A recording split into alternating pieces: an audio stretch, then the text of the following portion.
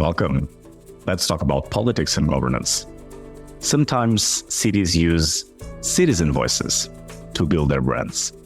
I have invited Cristòfol to tell us how Huelva in Spain involved residents to create an authentic brand for its digital presence. So Francisco will tell us about the process, the strategy, and how it fostered community pride and a sustainable future. Rodrigo Silva here. Let's talk about politics and governance. Francisco, welcome to our episode. Hi, how are you? So your study mixes future generations and place branding, which is a field unexplored so far, am I right? Yeah, it's something I feel that we in Spain have like two big experts, like my friends and colleagues Jordi and Xavi, who are part of this paper. They are great experts. I'm kind of disciple, and I have been professor with them in their postgraduate. And it's a field that there's a lot about the field because it's a multi-players field. We have politics, we have communication, we have brand building, we have a lot of public and private policies. So it's a big field that it touches a lot of fields in this way. And what would you say, so in the specific case of your study, what would you say that is the most important findings or highlights of the study?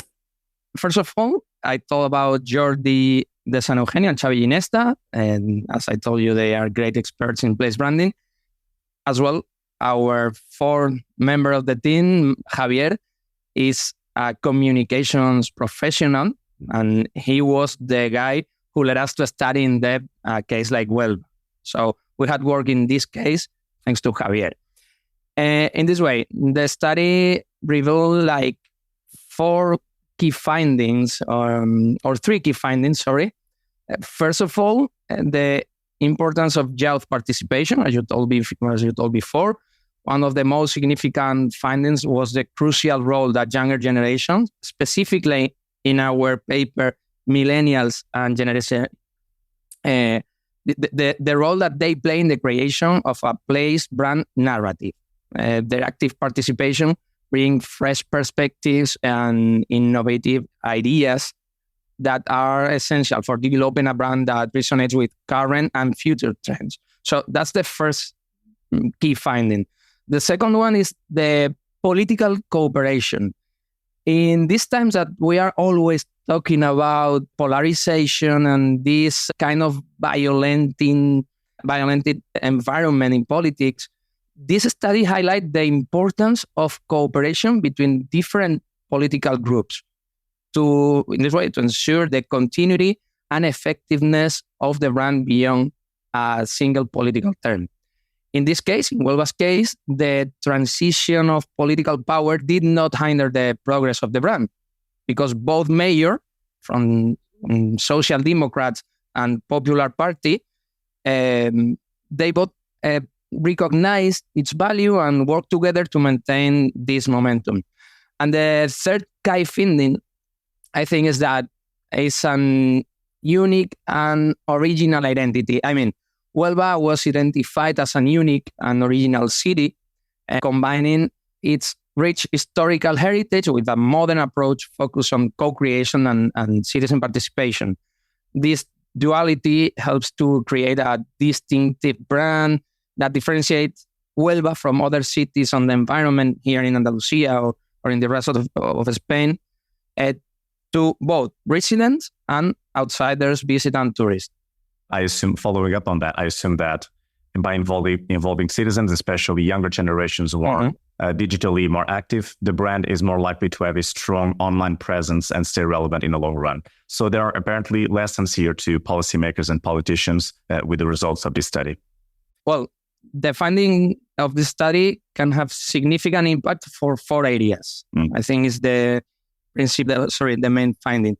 Firstly, as you told, in public policies, because the results highlight the importance of citizen participation in the creation of place brands. So public policies can incorporate mechanisms of active participation, especially from younger generations. to ensure that branding strategies truly reflect the values and aspiration of the community. So that's one of the 4 areas on our findings or focus. The second one is in institutions and organizations. Some of this impact the institutions can use these findings to foster a culture of co-creation and collaborating among different stakeholders. And this not only improves the relevance and sustainability of place brands, but also strengthens the social cohesion and sense of belonging among citizens.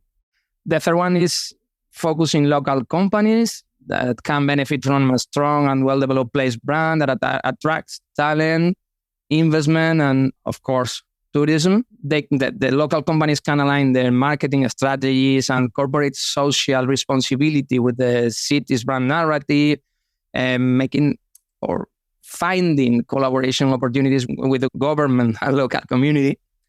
And the last one, I think, is the most important, in my point of view, are the individual decisions. I mean, for citizens, a positive and a participatory place brand can increase local pride, community identity, and this can influence their decision to stay in the city actively. I mean, citizens can participate in local initiatives like this specific one in develop the place branding and promote their city, within their professional and personal networks. Okay, perfect. And what's ahead of us to study? More case studies, or you mentioned this also in the article, the inclusion of older generations or comparing with older generations. So what's ahead of us to study? What's ahead? I think that I go back because I believe the main achievement is identifying a starting point to ensure that the participation of younger generation creates more consistent brand. So a good balance between residents of different ages is essential. But for biological reasons, younger people tend to think about the city in a more current way without nostalgia. I'm not sure if this is entirely positive, but I think it helps to look more toward the future. On the other hand, about your question, while developing the paper, we realized that after implementing a place branding strategy in a city of this size, its continuity is usually not monitored. So this is something that we include in the conclusions because there's no point in developing an excellent brand if its effectiveness is not measured afterward. Okay, of course.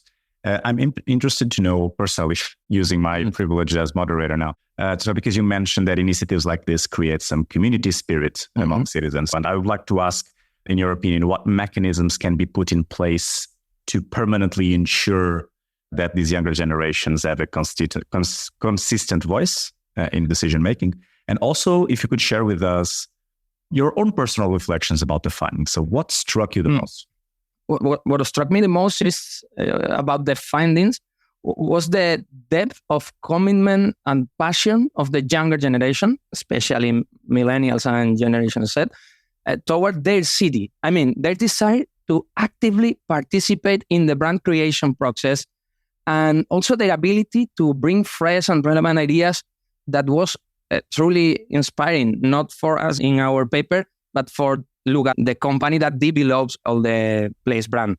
This highlights the importance of including young voices in decisions that affect the future of their communities. A new question that arose from the research is how to maintain this interest and active participation of this generation over the time. I mean, while we managed to involve them in the initial stage of brand creation, talking about Dugadero, it is crucial to find ways to keep them engaged and ensure they continue to be active ambassadors for the city's brand.